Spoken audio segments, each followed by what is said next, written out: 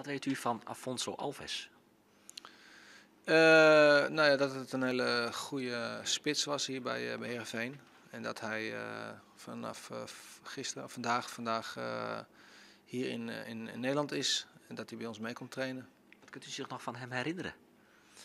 Nou, ik weet dat hij heel makkelijke doelpunten maakte. En hij heeft er toen ook een keer 7 gescoord tegen Heracles. En nou ja, goed, daarna is hij naar Engeland gegaan. Middlesbrough. En daarna nog, ik geloof in Saudi-Arabië of die kant uit. Qatar, ja, Zandbak. Ja. Dus nou ja, goed, hij is al een tijdje uit het betaalde voetbal. Dus ja, er zijn natuurlijk wat vraagtekens rondom hem. Hoe zijn fysiek is.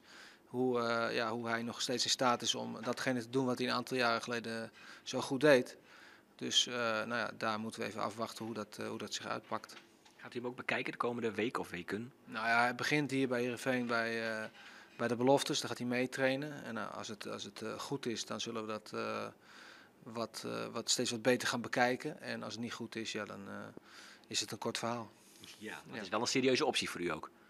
Dat weet ik niet. Ik heb geen flauw idee hoe hij er fysiek op staat. En het is natuurlijk altijd zo dat op het moment dat er een speler een jaar of 2 jaar uit de relatie is, dan moet je echt afwachten, helemaal op die leeftijd, in hoeverre hij in staat is om het niveau weer op te pikken. En dat is ook van geval tot geval.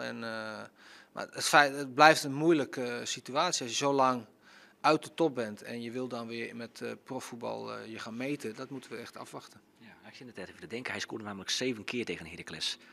Wat zijn eigenlijk de meeste aantal doelpunten die u gescoord heeft in één wedstrijd? Ik heb er 6 gescoord in een wedstrijd. Ja, nou. Volgens mij verbrak hij uw record Ja, inderdaad. dat klopt. Daar ben ik nog ziek van, moet ik zeggen. Nee. U kunt het hem betaald zetten straks. Nou ja, ik denk dat hij het niet meer goed kan maken. Bedankt. Alsjeblieft.